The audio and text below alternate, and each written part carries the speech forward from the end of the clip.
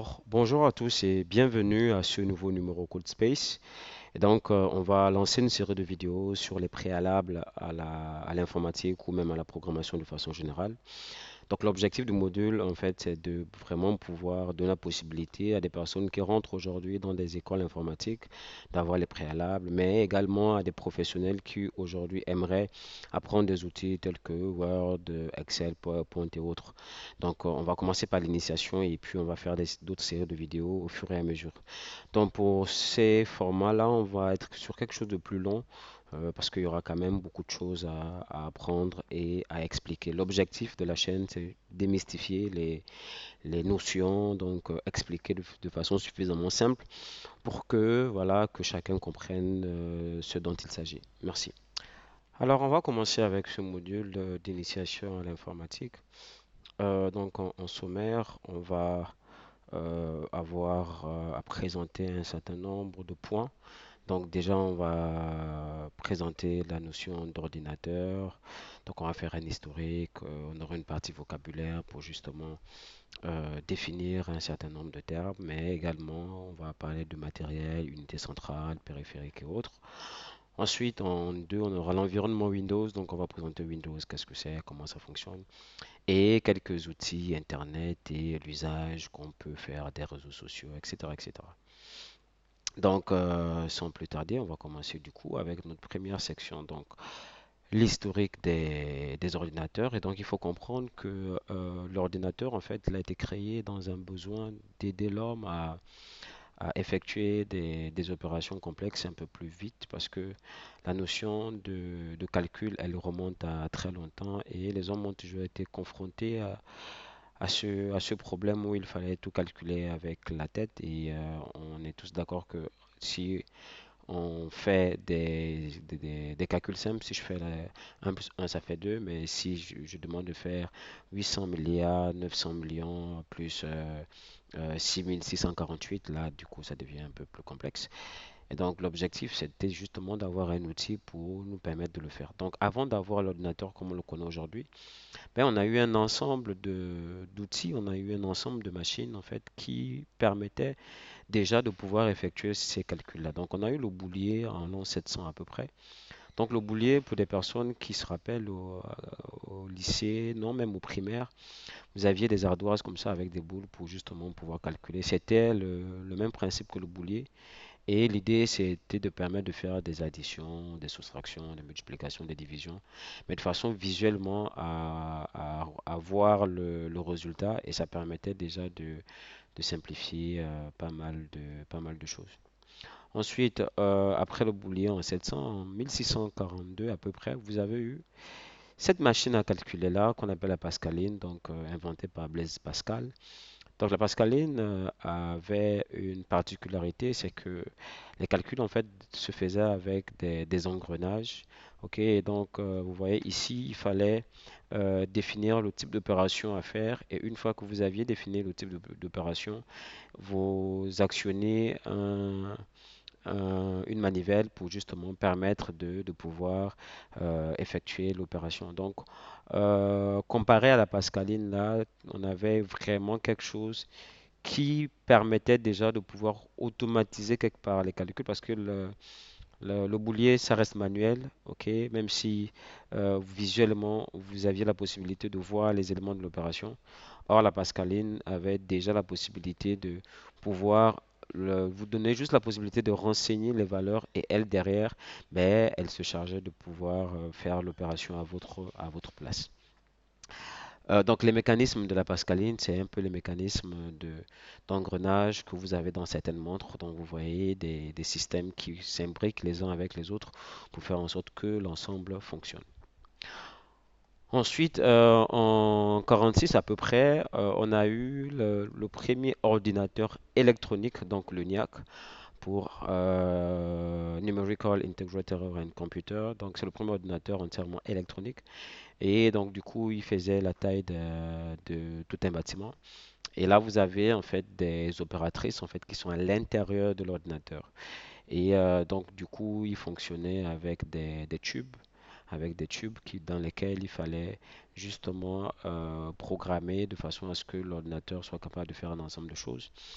Mais du coup, ce qui s'est passé derrière, c'est que c'était très fastidieux parce que l'ordinateur c'était tout un bâtiment. Et d'ailleurs, cette machine-là a permis de faire les calculs qui ont permis après de pouvoir mettre sur pied la bombe atomique, donc la bombe H. Voilà, donc à l'époque déjà, c'était une révolution, c'était énorme, parce que là, on avait la possibilité d'utiliser l'électricité pour justement nous permettre de faire des opérations et ça permettait d'avoir quelque chose d'automatisé, quelque chose qui répondait à des besoins concrets. Donc à l'époque, vous comprenez que les ordinateurs n'étaient pas accessibles au grand public, ils n'étaient accessibles que pour des grandes entreprises, pour des laboratoires, etc., etc.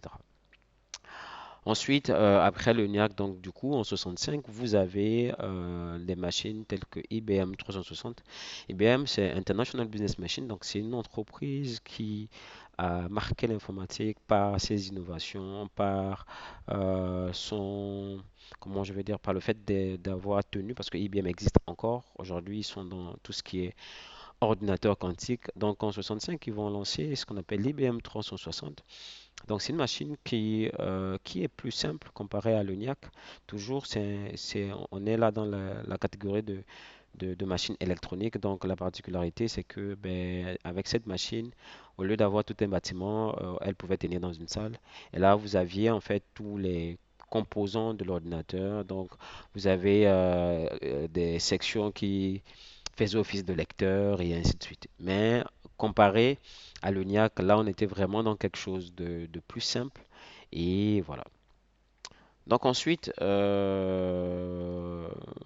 après, vous avez en 76 l'Apple One. Donc en 76, Steve Jobs et Steve Wozniak décident de lancer cette machine qui est en réalité le premier vrai ordinateur personnel qui était doté d'un écran. Donc vous aviez la possibilité d'acheter ça et de pouvoir le connecter à un écran et derrière le tout était fonctionnel et c'était assez innovant pour cette époque-là de d'avoir quelque chose qui au préalable était obligé d'être dans une salle à quelque chose qui pouvait tenir sur une table. Donc c'était suffisamment innovant pour l'époque.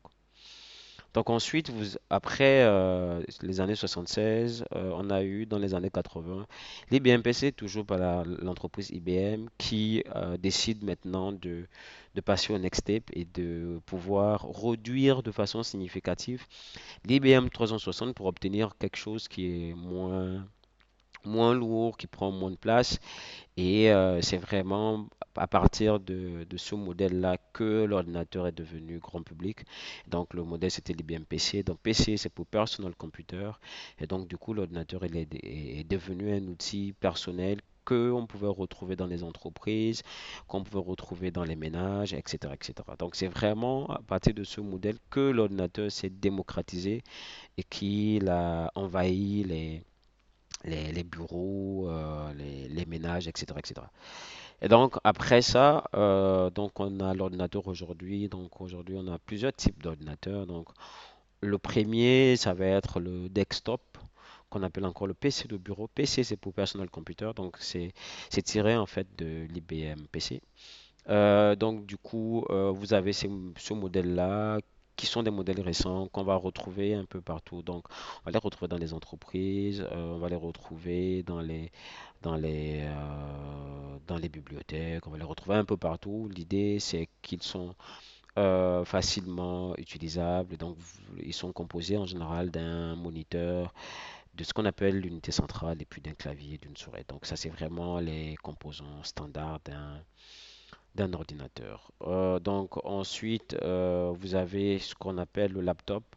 Donc, le laptop, c'est un ordinateur portable donc, qui a les mêmes composants que l'ordinateur fixe. Mais pour ces modèles-là, effectivement, vous avez des éléments qui sont un peu plus réduits, donc comparé au desktop. Donc là, vous avez l'écran, vous avez le clavier, vous avez la souris qui va être remplacée par ce qu'on appelle un trackpad ici. Et ça va être encore un format plus compact qui vous permet de pouvoir justement vous déplacer, qui vous permet de pouvoir utiliser votre ordinateur, peu importe l'endroit. Et comparé au desktop, il est muni d'une batterie justement pour faciliter la mobilité, etc., etc. Et donc, on a aussi aujourd'hui d'autres types d'ordinateurs. Donc, on a des tablettes numériques qui sont également des ordinateurs. Et là, certainement, il y en a qui vont m'écrire en commentaire pourquoi la tablette est un ordinateur. C'est justement parce que, en fait, depuis le NIAC, en fait, ce qu'on a fait en termes de technologie, ça a été de réduire, en fait, la taille des machines. Et en termes d'architecture, une tablette a exactement la même architecture qu'un ordinateur fixe et qu'un ordinateur portable, au simple fait derrière que les éléments soient juste réduits, miniaturisés pour tenir dans des espaces un peu plus petits. Alors du coup, si la tablette est un ordinateur et éventuellement vous avez aussi les smartphones, donc un smartphone aujourd'hui est un ordinateur et donc on est passé de l'ENIAC qui faisait tout un bâtiment à des ordinateurs aujourd'hui qui tiennent dans vos poches. Voilà, donc vous êtes à H24 en train de vous balader en fait avec des ordinateurs dans vos poches parce que le smartphone aujourd'hui a la même architecture qu'un ordinateur, donc un desktop et qu'un laptop, a la simple différence que sur le smartphone en fait vous allez avoir les composants qui sont un peu plus réduits et les usages aussi qui vont être un peu différents comparés à ces différentes machines-là. Donc voici en gros les éléments en lien avec l'historique des ordinateurs. Donc, on est parti des machines telles que le Boulier, on est passé par la Pascaline, par l'UNIAC, par l'IBM 360, par l'Apple One, l'IBM PC et aujourd'hui, on a tous les formats d'ordinateurs qu'on a.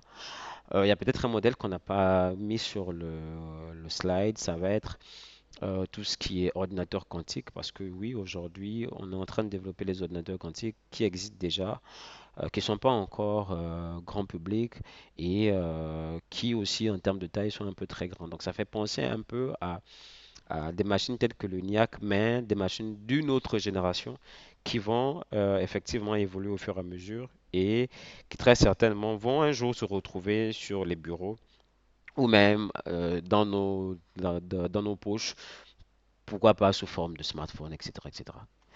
Et donc ensuite, on va regarder des aspects de vocabulaire parce que c'est important aussi de comprendre les concepts, de comprendre les notions. Donc on va commencer par définir c'est quoi un ordinateur. Donc un ordinateur, ça va être une machine électronique qui peut permettre de faire le traitement des données. Donc c'est une machine qui fonctionne avec le courant électrique. L'objectif, c'est de pouvoir traiter les données. OK? Et donc, la ressource principale d'un ordinateur, c'est les données. Parce que toutes les opérations qui vont être effectuées par un ordinateur, parce qu'on va voir après ce qu'on appelle un microprocesseur, ça va être de pouvoir faire des traitements sur des données. Donc, les données, encore en anglais data, ça va être les représentations des informations en vue de les traiter. Parce que là, je prends un exemple simple. Si aujourd'hui, on demande de représenter un être humain dans un ordinateur. Ce qu'on va faire, c'est que on va prendre un ensemble d'informations. Donc, on va prendre son nom, on va prendre son prénom, on va prendre son sexe, etc. Donc, avec du texte, en fait, on peut représenter un humain dans un ordinateur et puis considérer que les informations qu'on a renseignées représentent Monsieur Mba, représentent Monsieur Pascal, représentent Monsieur Nzamba, etc., etc. Après, il y a la notion d'informatique qui très souvent prête à confusion. L'informatique, c'est une science. Donc, l'informatique est perçue au même titre que les mathématiques, au même titre que la physique, au même titre que la biologie. C'est une science, mais c'est une science qui est plutôt focalisée sur le traitement de l'information. Ok, donc c'est la science du traitement automatique de l'information. Donc vous comprenez que pour faire de l'informatique, vous avez besoin d'un ordinateur et vous avez besoin de données. D'accord? Donc ça va être une discipline. C'est un peu comme le football. On dit très souvent que c'est une discipline. Pour pratiquer le foot, vous avez besoin d'un ballon. Donc, de même que l'informatique est une discipline, pour la pratiquer, vous avez besoin d'un ordinateur. Voilà. Et un ordinateur, bien sûr, traite des données, mais en utilisant ce qu'on appelle des programmes informatiques. Et là, très souvent, vous avez entendu parler de ce qu'on appelle les logiciels ou même des applications. Et l'idée, c'est que, en fait, sans programme, un ordinateur ne sert strictement à rien. Parce que ce sont ces différents programmes en fait qui vont lui permettre de pouvoir traiter des informations, de pouvoir être utile. Et du coup, ces programmes-là sont nécessaires au bon fonctionnement d'un ordinateur. Après, donc vous avez un ensemble de programmes. Donc vous avez Word, vous avez Excel, vous avez les navigateurs web, etc., etc. Mais vous, en tant qu'être humain, pour pouvoir utiliser ces différents programmes, en fait, vous allez utiliser ce qu'on appelle des interfaces. Donc, les interfaces, ça va être des éléments visuels, ça va être des éléments qui vont s'afficher sur votre moniteur, donc sur votre écran, et qui vont justement vous permettre de pouvoir interagir avec l'ensemble des programmes que votre ordinateur mettra à votre disposition. Donc, ce qu'il faut comprendre, c'est vraiment le lien qu'il y a entre tous ces éléments, où vous avez l'informatique qui, elle, est la science, qui, pour être, on va dire quoi, praticable, a besoin d'un ordinateur. Un ordinateur, lui, du coup, il a besoin de programmes. Les programmes vont pouvoir faire le traitement sur les données. Et pour que tout ça soit en musique, il va falloir que les programmes proposent aux utilisateurs des interfaces et c'est via les interfaces que les humains, comme vous et moi, allons pouvoir interagir avec la machine, donc avec l'ordinateur. Et donc, on va passer à la partie matérielle. Et donc, en termes de matériel dans un ordinateur, vous avez plusieurs éléments. Vous avez déjà l'unité centrale.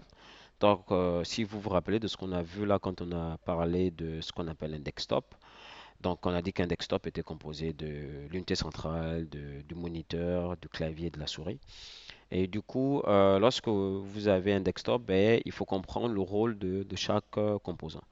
Donc l'unité centrale, ça va être l'élément de base, donc qui va en son sein regorger ou regrouper plusieurs composants. Et donc, on aura à l'intérieur la carte mère, on aura un ensemble de choses pour que tout ceci soit fonctionnel. Mais au-delà de l'unité centrale, vous avez également d'autres éléments comme le moniteur, comme le clavier, comme la souris, etc., etc.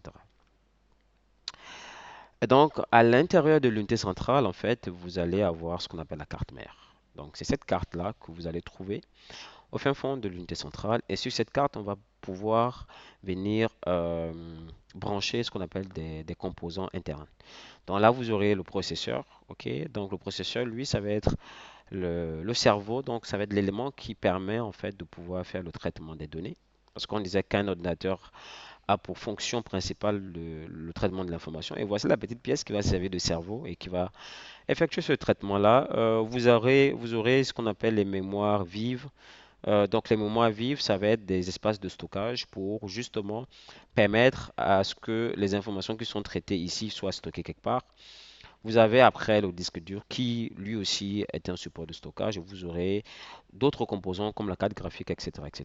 Mais ce qu'il faut dire, c'est que en fait, vous allez avoir deux types de mémoire dans un ordinateur. Vous avez les mémoires vives et les mémoires mortes. Donc la mémoire vive, ça va être des mémoires dont l'accès, donc dont les vitesses d'écriture et de lecture sont plus élevées qu'ici. Et donc le processeur aura tendance à travailler avec la RAM au lieu de passer par le disque dur. Parce que du coup, vu que le processeur il a besoin de traiter vite, rapidement des informations, il va falloir du coup qu'il travaille avec un support qui est plus aussi rapide que lui de façon à ce que le tout soit rapide. C'est pourquoi dans un ordinateur, vous avez ça, cette mémoire, vous avez celle-là et ça. Techniquement, les informations sont stockées de façon pérenne dans un disque dur. Donc, dès que vous allumez un ordinateur, ces informations-là vont du coup être migrées vont être envoyées vers la RAM et une fois qu'elles sont dans la RAM, ben, le processeur va pouvoir traiter ces informations et directement communiquer avec la RAM au lieu de communiquer avec le disque dur qui lui, par sa structure, est lent et voilà, ne pourrait pas permettre de pouvoir faire ce type d'opération-là. Ensuite, vous avez la souris qui est un dispositif de pointage, donc qui va permettre en fait aux humains que vous êtes, aux humains que nous sommes, de pouvoir interagir avec les interfaces.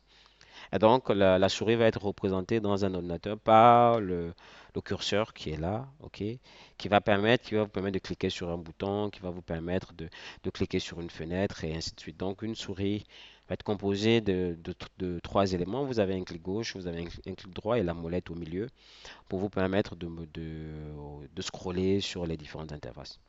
Maintenant, en fait, les deux clics qui sont différents. Le gauche, en fait, c'est un clic qui va vous permettre d'actionner quelque chose, de valider une action. Et le droit, en fait, c'est un clic en général qui va vous afficher ce qu'on appelle un menu contextuel et qui va vous permettre en fait de pouvoir en fait avoir les options, des options ou de pouvoir voir l'ensemble des actions que vous pouvez en fait actionner ou du moins effectuer en fonction de l'endroit dans lequel vous êtes. Donc ensuite, vous avez des composants, donc des éléments tels que le clavier. Donc le clavier, ça va être un périphérique qui va permettre de pouvoir effectuer la saisie. Donc le clavier, en fait, il a plusieurs zones. Donc on peut noter trois zones principales. Donc vous aurez la zone des lettres. Autour de la zone des lettres, vous aurez ce qu'on appelle la zone des caractères spéciaux et accents. Et tout au bout, vous aurez la zone des chiffres. Et donc, le clavier, du coup, il a plusieurs touches. Donc, vous aurez la touche la plus grosse et la plus longue d'ailleurs du clavier, c'est la touche espace. Donc, la touche espace, elle sert à quoi? Elle va vous permettre en fait de pouvoir simplement rajouter des espaces lorsque vous êtes en train de saisir. Vous aurez une autre touche qui, elle aussi, est très grosse. Donc, après la touche espace en termes de longueur, je pense que c'est la touche entrée. Donc, entrée, en fait, va vous permettre de valider des actions. Lorsque vous êtes, par exemple, en saisie de texte sur Word ou Excel, la touche entrée, en fait, va permettre de passer à la ligne suivante. Et si vous avez des boîtes de dialogue qui sont ouvertes sur Windows, cette touche-là aussi permettra d'effectivement pouvoir valider le contenu des différentes boîtes de dialogue. Ensuite, vous avez des touches telles que échappe. Échappe, c'est la touche qui va être à l'extrême gauche de votre clavier. Donc, elle va vous permettre d'annuler une action. Elle va vous permettre de sortir, de fermer une fenêtre, etc., etc. Elle pourrait aussi permettre de pouvoir, en fait, arrêter une action en cours. Donc, si vous avez lancé une action et que votre ordinateur, il s'est planté un peu, ben, échappe, en fait, va permettre de pouvoir annuler ou arrêter directement un processus. Après, vous avez les touches qui vont vous permettre de faire les majuscules. Donc, vous avez deux touches.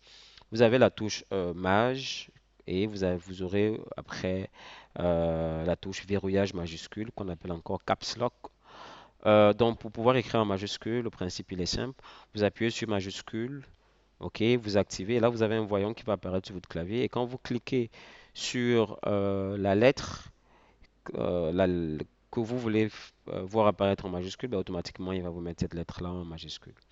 Donc ça, c'est si vous utilisez la touche majuscule. Mais là, du coup, il faut maintenir le doigt sur la touche majuscule, en fait, avant de pouvoir, du coup, cliquer sur la lettre qui suit. Et du coup, si vous voulez verrouiller les majuscules, ben, vous utilisez la touche vert maj qui va permettre, en fait, de verrouiller votre clavier en position majuscule. Du coup, tout ce que vous allez écrire après va sortir en majuscule. Après, vous avez les touches comme Alt-G pour les caractères spéciaux. Parce que lorsque vous utilisez un ordinateur, il y a beaucoup qui très souvent auront tendance en fait à chercher les touches sur le clavier. Il y en a qui, quand ils vont vouloir taper une virgule, ben, ils vont essayer trois, quatre touches avant que le symbole ne sorte. Donc sur des claviers en AZERTY, en fait, vous avez la possibilité de faire ce qu'on appelle des combinaisons de touches. Donc déjà, vous allez remarquer que en général, les touches qui sont au niveau des caractères spéciaux sont en trois symboles. Vous avez un symbole en haut à gauche, vous avez un symbole en bas à gauche et vous avez un symbole en bas à droite. Si vous voulez obtenir tous les symboles qui sont ici en bas à droite, vous allez faire la combinaison de touches avec la touche Alt-Gr qui est là. Donc vous appuyez Alt-Gr et vous appuyez sur la touche. Et si j'appuie Alt-Gr avec cette touche, j'obtiens arrobas. Parce que Alt-Gr me permet du coup de pouvoir accéder aux caractères qui sont en bas à droite. Si j'ai envie d'obtenir des caractères qui sont en haut à gauche, du coup, je vais faire la combinaison de touches avec Maj. Donc, la touche Maj, en fait, va me permettre, du coup, de pouvoir actionner les caractères qui sont en haut à gauche. Et si je ne fais aucune combinaison de touches et que j'appuie sur cette touche, ben, elle va me sortir A avec accent parce que c'est le caractère qui est en bas à droite. En bas à gauche, je veux dire. Donc, Quand vous appuyez sur une touche sans aucune combinaison, vous obtenez ça. Si vous faites une combinaison de touches avec majuscule, vous obtenez ce qui est en haut. Et si vous voulez obtenir le symbole qui est en bas, vous allez du coup faire la combinaison de touches avec Alt-GR. Donc Alt-GR, il est juste là, c'est la touche qui est après la touche espace. Donc Alt-GR plus cette touche va me permettre d'avoir arrobas. Alt-GR plus celle-là va me permettre d'avoir le symbole euro. Et si je fais Alt-GR plus ça, ben, ça me permet d'avoir le dièse qui est là.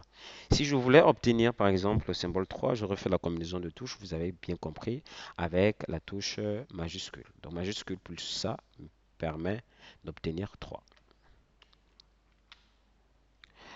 Et donc ensuite, on va avoir les touches retour arrière et supprimer. Et donc, en fait, c'est des touches aussi qui vont nous permettre de pouvoir effectuer des opérations lorsqu'on est en saisie de texte. Donc, retour arrière en général va permettre de supprimer le caractère qui vient juste avant le curseur. Donc, lorsque vous êtes en saisie, ben, retour arrière permet de supprimer le caractère qui vient avant. Par contre, supprimer, ça va être une touche qui va permettre de supprimer des objets, de supprimer des fichiers, de supprimer des dossiers. Je prends un exemple simple. Si je suis sur Word et que je suis en train de faire une saisie sur Word, et que j'ai envie de supprimer par exemple une image, ben, je clique sur l'image et après j'appuie sur la touche Supr. Ça me permet directement de supprimer cette image-là. Si je suis dans Windows et que j'ai envie d'obtenir par exemple, j'ai envie de supprimer un dossier ou un fichier, ben, je sélectionne le fichier ou le dossier et puis je clique sur la touche Supr. Ça me permet de supprimer le fichier ou le dossier. Donc ensuite, vous aurez les trémas et les accents sur un clavier. Donc il faut comprendre que vous avez une touche dédiée, donc celle qui est juste là, qui va en fait servir soit de tréma ou soit d'accent circonflexe. Donc si vous avez compris ce qu'on a dit tout à l'heure, lorsque vous faites une combinaison de touches, vous avez le choix entre la majuscule, donc entre maj pour avoir le caractère qui est ici en haut, ou en appuyant simplement sur la touche pour avoir le caractère qui est ici en bas.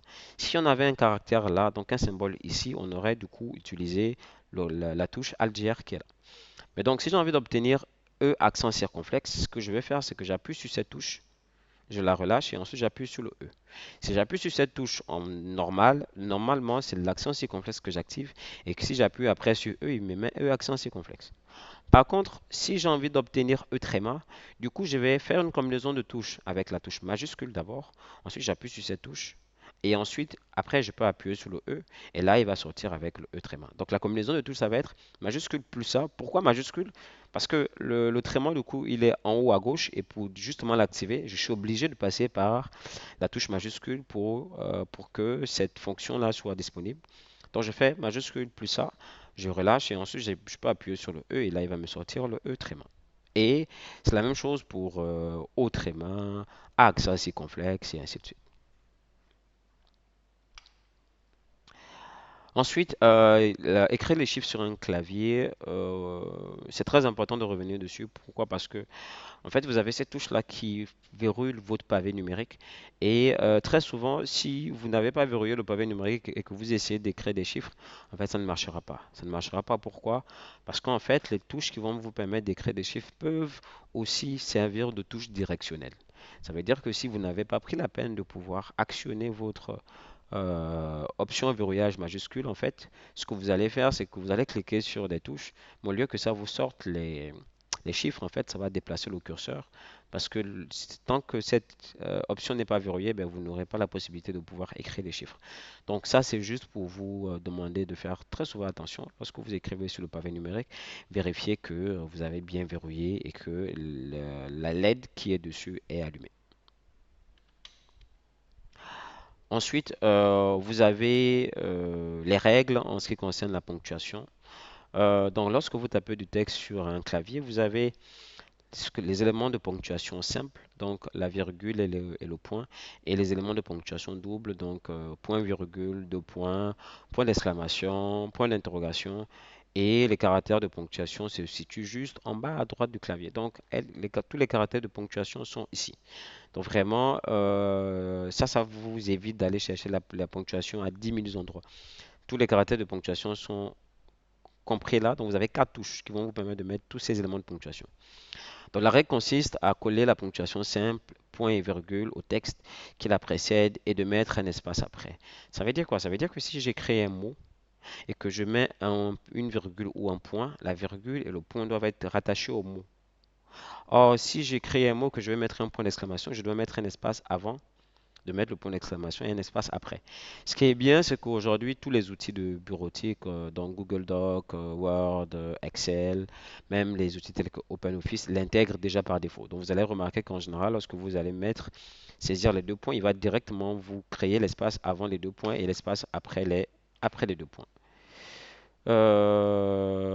Donc, ensuite, donc ça c'est pour la règle en ce qui concerne les éléments de ponctuation simple et de ponctuation double. Ensuite, on a notre touche tabulation. Donc, elle est située juste au-dessus de la touche majuscule et elle sert à deux choses. Donc, lors d'une saisie de texte, la tabulation va créer des grands espaces de plusieurs centimètres. Et sur Windows, la tabulation permet de passer d'un élément ou d'une fenêtre à une autre. Donc, en fait, lorsque vous êtes en saisie de texte et que vous utilisez la touche tabulation, vous allez, en fait, en saisie de texte, créer des espaces. Donc, vous déplacez, mais vous déplacez, en fait, avec des espaces plus grands. Et là, sur Word, par exemple, vous allez créer ce qu'on appelle des taquets. Donc, vous allez intégrer des taquets sur Word. Et quand lorsque vous allez utiliser la tabulation, vous allez vous déplacer en fonction des points que vous avez mis sur votre règle horizontale. Et ça vous permet comme ça de vous déplacer voilà, de façon assez simple sur votre outil de saisie de texte. Sur Windows, la tabulation en fait va servir à changer de page ou changer de fenêtre.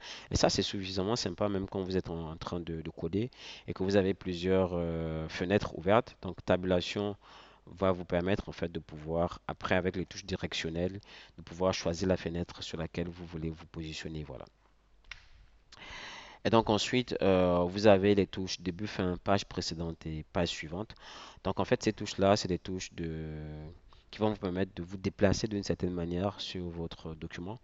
Par exemple, page précédente, page suivante vous permet automatiquement d'aller à la page qui suit. Je prends un exemple. Je suis en saisie de texte et là j'ai 5 pages. Je suis sur la page 2. J'ai envie directement d'aller sur la page 3. Au lieu de prendre ma molette et puis de scroller, j'appuie page suivante. Automatiquement, il m'amène au curseur à la page qui suit. Et si j'ai fait page précédente, il m'amène au curseur à la page qui vient juste avant. Donc, c'est un ensemble d'options en fait qui vont vous permettre de mieux vous déplacer lorsque vous serez en saisie de texte. Ensuite, vous avez d'autres touches comme la touche contrôle et la touche Alt. En fait, c'est des touches qui vont en fait vous permettre de pouvoir utiliser ce qu'on appelle des raccourcis clavier.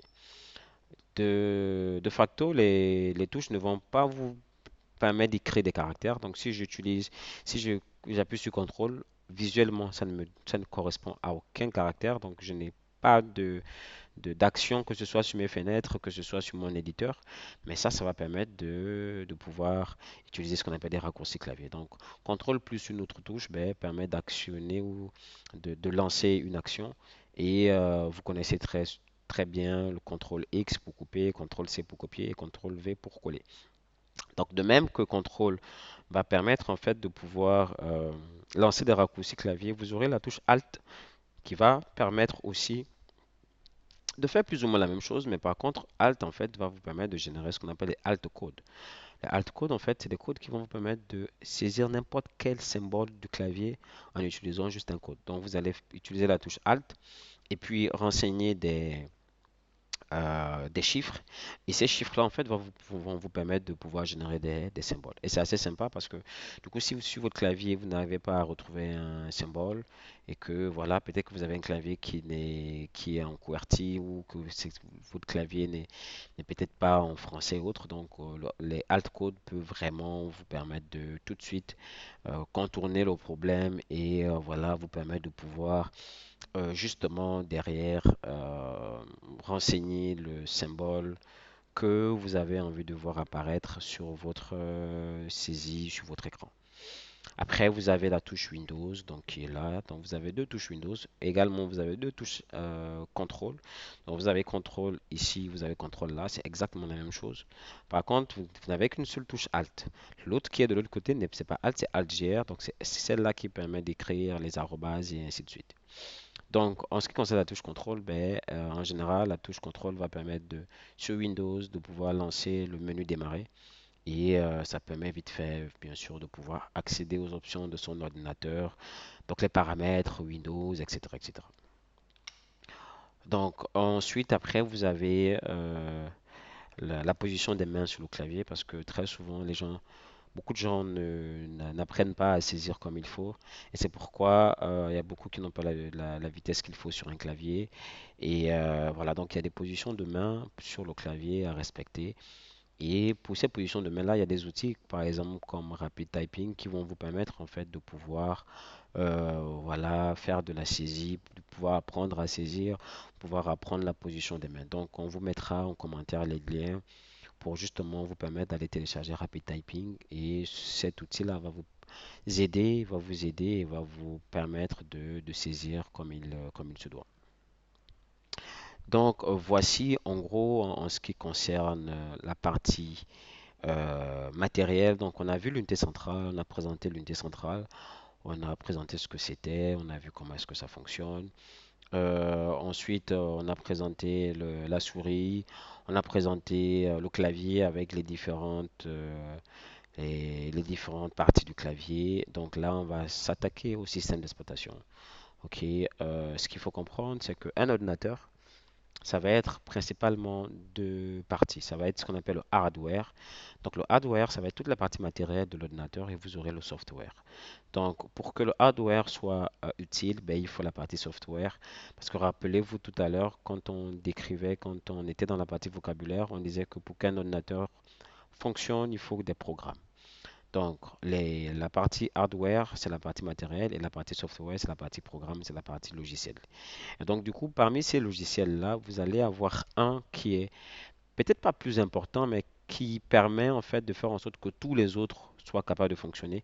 C'est ce qu'on va appeler le système d'exploitation. Donc, le système d'exploitation, c'est le logiciel de base d'un ordinateur qui va en fait permettre de pouvoir installer tout ce qu'on appelle logiciel applicatif.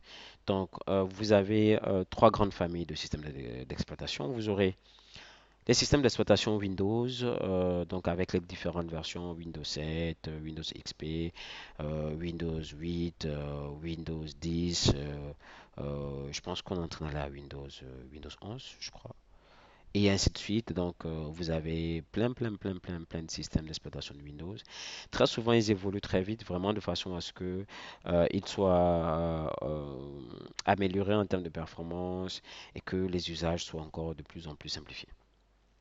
Après, vous avez tout ce qui est système, donc tout ce qui est OS X. Donc, OS X, c'est les systèmes d'exploitation de chez Apple. Apple, rappelez-vous, c'est l'entreprise qui a conçu l'Apple One en 76. Et voilà, donc c'est une entreprise qui est dans l'informatique depuis le début, depuis très longtemps, et qui justement également possède son propre système d'exploitation. Après, vous avez la troisième grande famille de systèmes d'exploitation, ça va être des systèmes Linux. Et donc, là, des systèmes Linux, c'est des systèmes qu'on appelle aussi des systèmes open source. Donc, c'est des systèmes qui sont libres et gratuits, qui vont vous permettre de pouvoir utiliser, voilà, votre ordinateur sans avoir à payer des licences d'exploitation, donc des licences d'utilisation, parce que Windows et Apple, ben, pour les utiliser, vous avez des licences qu'il faut payer. Voilà.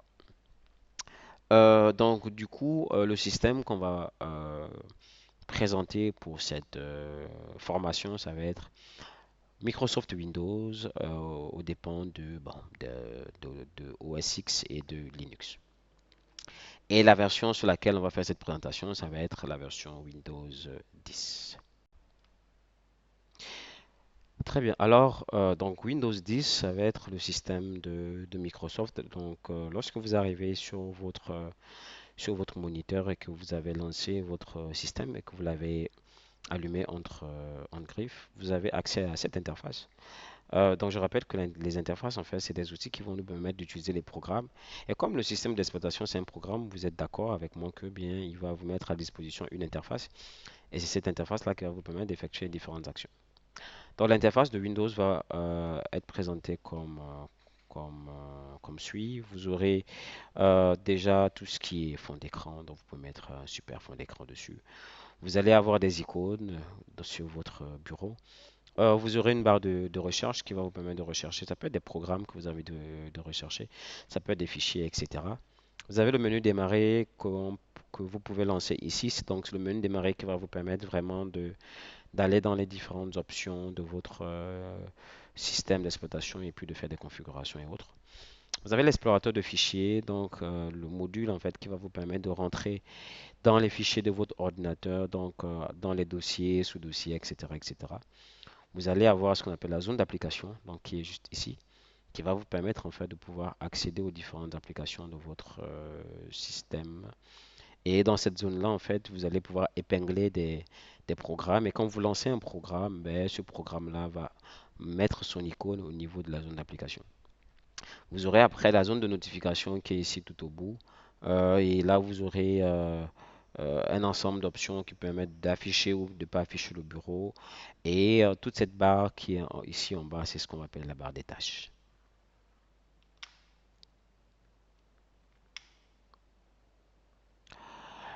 Et donc, les icônes, comme je l'ai dit tout à l'heure, vont représenter plusieurs choses. Donc, les icônes peuvent représenter des fichiers, les icônes vont pouvoir représenter des dossiers. Donc, les dossiers, c'est des formes de répertoire.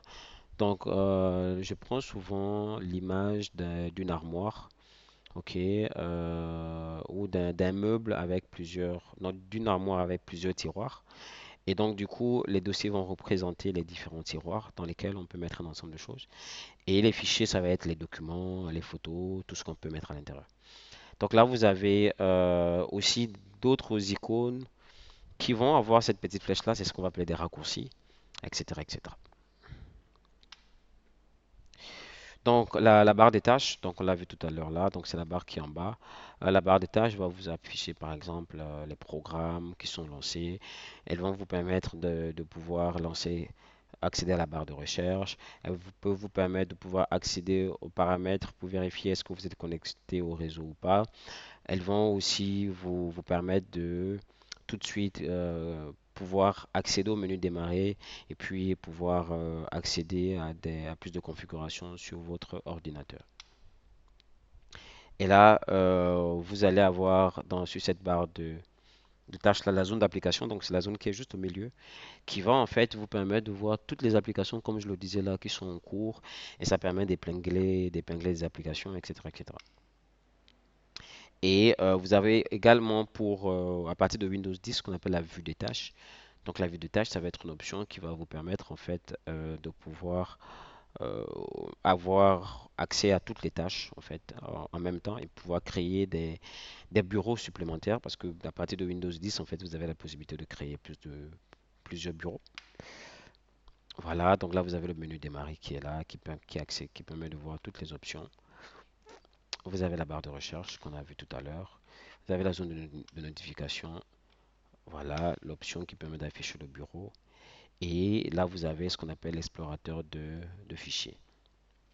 Donc, ce qu'on va faire du coup pour cette partie, c'est on va sortir de la présentation et puis aller du coup au sein de notre système d'exploitation. Donc là, je suis sur Windows. Bon, moi, par contre, j'ai masqué les icônes. Donc, si je fais clic droit ici, si je viens faire afficher le bureau, euh, techniquement, il va m'afficher des icônes qui sont sur le bureau parce que je peux les masquer. Donc là, vous avez une icône qui représente un raccourci, par exemple. Vous avez une icône qui représente un fichier. Voilà. Et puis, vous avez une là qui représente plutôt un dossier. Là, vous avez la barre de tâches ici. Vous avez la barre de recherche. Vous avez le menu démarrer. Vous avez ici en bas la zone d'application qui est là. Et ici, vous avez la zone de notification. Ici, vous avez la partie qui permet d'afficher toutes les tâches. Donc ça, du coup, ça permet d'afficher et les fenêtres que vous avez, mais au-delà de ça, ça va également permettre d'afficher les bureaux si vous avez créé plusieurs bureaux, etc., etc. Donc vous pouvez créer un nouveau bureau ici. Et ça, du coup, ça crée un bureau qui n'a rien à voir avec le premier.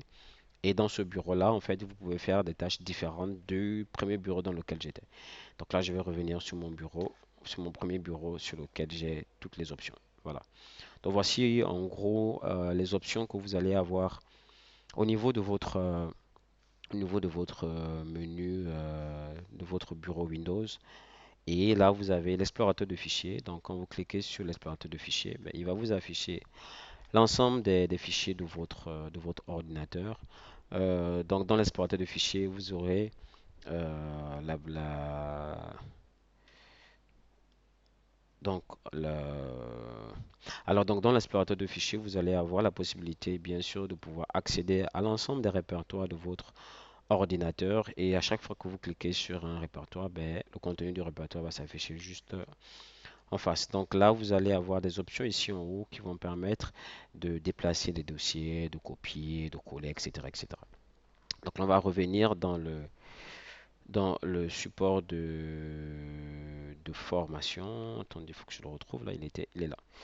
Dans le support de formation. Donc, du coup, au niveau de la barre de l'explorateur de fichiers, vous aurez la barre d'accès rapide qui est là. Vous avez les boutons précédents suivants. Vous allez avoir le contenu du dossier qui va être ici. Vous avez la barre d'adresse qui va afficher l'emplacement dans lequel vous êtes. Et puis, vous avez la barre de recherche qui sera juste là. Voilà, donc en gros, voici un peu les éléments en fait qui présentent en fait l'environnement Windows avec tous les éléments qui sont autour. Donc, on va s'attaquer aux outils Internet. Donc, déjà, on va définir Internet. Donc, Internet, c'est pour Internet Connected Network. Donc, Internet, ça va être le réseau informatique mondial qui rend accessible au public des services divers et variés. Donc, via Internet, vous allez pouvoir accéder à de la messagerie électronique, vous allez pouvoir faire du streaming, vous allez pouvoir accéder à des contenus. Aujourd'hui, en général, l'usage d'un ordinateur euh, en réalité, peut se limiter à l'utilisation d'Internet. Il y a des personnes qui aujourd'hui, quand ils allument leur ordinateur, ils ouvrent un navigateur web, ils terminent leur journée. Quand ils ont fini, ils ferment le navigateur web. Donc aujourd'hui, l'Internet a vraiment, en termes d'usage, pris une place prépondérante et ça fait en sorte qu'il y a beaucoup plus d'usage sur Internet avec les softwares as a service et ainsi de suite. Donc savoir comment Internet fonctionne est très très très important. Donc, pour pouvoir utiliser Internet, vous aurez besoin de ce qu'on appelle un navigateur Internet. Donc, vous en avez plusieurs. Vous avez Safari, vous avez Opera Mini, vous avez Google Chrome, vous avez Firefox. On avait également Microsoft Internet Explorer qui a été remplacé par Edge. Voilà. Donc, qu'est-ce qu'on va retrouver au niveau des navigateurs web?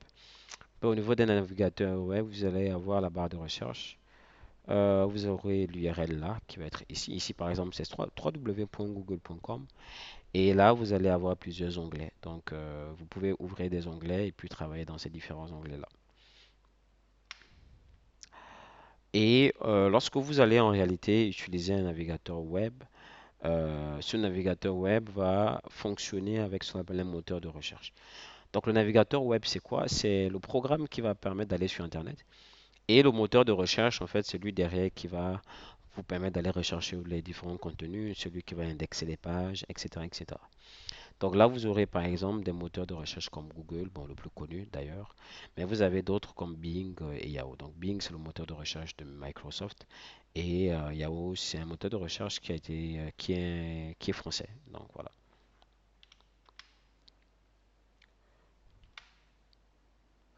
Donc Google, comme je disais, c'est le plus connu. Donc Google, c'est un moteur de recherche qui a été créé par Sergey Brin et Larry Page. Et aujourd'hui, c'est le plus gros moteur de recherche qui existe. C'est quasiment la plus grosse part du marché d'Internet. Mais Google, aujourd'hui, c'est pas que le moteur de recherche parce que à la base, ils avaient lancé le moteur de recherche, c'était le premier service. Aujourd'hui, vous avez Play Store qui est Google, vous avez YouTube qui appartient à Google, vous avez Google Suite, vous avez aussi, par exemple, tout ce qui est Google Cloud Platform, donc le cloud de Google et ainsi de suite. Donc Google aujourd'hui, c'est plein, plein, plein, plein, plein de services. Vous avez Bing qui anciennement s'appelait Live Search ou Windows Live Search, donc qui est le moteur de recherche de Microsoft. Donc Microsoft, c'est bien sûr l'entreprise de Bill Gates. Et vous avez Yahoo qui aujourd'hui est un moteur de recherche français, donc qui permet bien sûr de chercher du contenu. Donc ils ont également leur service de messagerie et voilà, ça permet de pouvoir faire exactement les mêmes choses que Google, que Bing. Donc, en général, le service qui va être le plus utilisé sur Internet, ça va être, pour les professionnels, ça va être la messagerie électronique, donc tout ce qui est email. Donc, vous allez avoir la possibilité de créer vos mails. Vous pouvez avoir votre mail qui est à Google, vous pouvez avoir votre mail qui est plutôt à Microsoft avec tout ce qui est Outlook, mais vous pouvez aussi l'avoir sur Yahoo. Donc, en général, tous les mails en gmail.com, ce sont les mails de chez Google. Et tout ce qui est Outlook.com, Outlook.fr, ça va être des mails de Microsoft. Et tous les mails en Yahoo, ben, ce sont les mails de Yahoo, etc., etc. Et donc, du coup, pour que ces services de messagerie-là fonctionnent, il faut qu'ils soient hébergés à un endroit. Donc, très souvent, vous allez entendre parler de cloud ou nuage en anglais. Le cloud, qu'est-ce que c'est? En fait, le cloud aujourd'hui, ça va être le fait de pouvoir sauvegarder des contenus en ligne. Donc, sauvegarder des contenus sur des serveurs. Le cloud, c'est pas un nuage, c'est des data centers qui existent à des endroits qui vont permettre en fait de pouvoir stocker des informations qui vont me permettre en fait de pouvoir sauvegarder des informations et toutes ces grandes entreprises comme Google, comme Microsoft, comme Yahoo vont posséder leur cloud et c'est via ce cloud-là qu'ils vont bien sûr sauvegarder les informations mais qu'ils vont après mettre aussi à disposition des services pour justement vous aider à travailler au quotidien et voilà. Donc quelques solutions cloud donc pour pouvoir stocker de l'information. Vous avez Dropbox qui est là, qui est une solution pour pouvoir stocker vos données. Si vous êtes chez Microsoft, vous aurez un espace de stockage qu'on appelle OneDrive. Si vous êtes chez Google, vous avez Google Drive. Je pense que Google Drive, c'est 15 gigas. Si vous voulez plus d'espace de stockage, là, vous allez devoir payer. Et si vous êtes plutôt chez Apple, ben, vous avez iCloud. iCloud qui va être en fait le service cloud d'Apple. Voilà, en gros, pour tout ce qui est outils Internet. Donc aujourd'hui, l'usage du web se fait beaucoup via les réseaux sociaux. Donc, vous connaissez tous les réseaux, que ce soit TikTok, que ce soit Instagram, que ce soit Facebook, etc., etc. Et vous avez tous ces réseaux-là aujourd'hui, en fait, qui représentent une grosse partie de l'utilisation d'Internet. Aujourd'hui, il y a des gens qui n'utilisent Internet que pour aller sur les réseaux sociaux. Et donc, il faut comprendre comment ils fonctionnent, il faut comprendre les principes. Et des réseaux, à la base, c'est des environnements, c'est des solutions.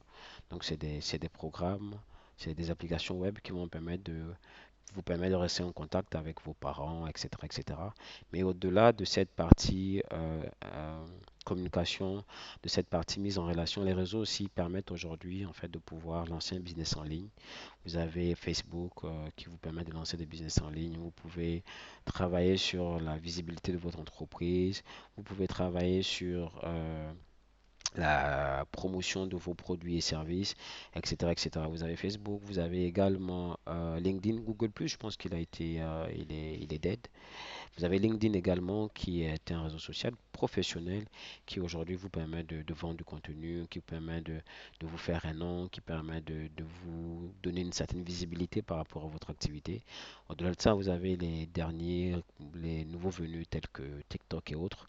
Mais ce que je vais vous partager ici, c'est vraiment de pouvoir utiliser les réseaux de façon professionnelle. Parce que ces réseaux, ce sont des moyens, ce sont des canaux aujourd'hui qui peuvent vous aider à passer au next step par rapport à votre activité, qui peuvent vous aider à avoir plus de prospects et pouvoir après transformer ces différents prospects-là en clients. Donc aujourd'hui, en tant qu'entrepreneur, en tant qu'entreprise, vous pouvez plus fonctionner sans les réseaux sociaux, ça devient impossible en fait à faire. Donc aujourd'hui, il faut vraiment vous y mettre. Si vous n'y êtes pas encore, ben c'est pas grave, mais il faudrait vous y mettre et faire la promotion de vos produits et services via les réseaux. Voilà, donc on est arrivé au terme de cette formation. Pour ceux qui sont arrivés jusqu'au bout, félicitations, parce que le format il est assez long. Mais l'objectif, en fait, c'était de vous présenter ces préalables-là de l'informatique, que vous fassiez après de la programmation ou que derrière vous fassiez des formations sur des outils de productivité, donc des outils bureautiques et autres. Je pense que c'est important d'avoir ce dénominateur commun-là qui vous permet de mieux comprendre ce que vous allez faire et qui va vous permettre en fait de pouvoir réellement entrer dans le monde du numérique et de l'entrepreneuriat. Voilà, donc aujourd'hui on parle beaucoup de digitalisation. On parle beaucoup de digitalisation, mais je pense qu'on ne met pas suffisamment de l'accent sur la transformation digitale. Parce qu'aujourd'hui, on peut créer des solutions, mais si on ne forme pas des personnes à justement pouvoir prendre en main ces différentes solutions, vous comprenez on sera pas efficace et en fait, on va juste mettre en place des processus ou des choses en réalité qui seront contre-productives. Donc, merci d'être arrivé jusqu'au bout. Si vous avez des questions, vous les mettez en commentaire et on se revoit dans la prochaine vidéo. Merci.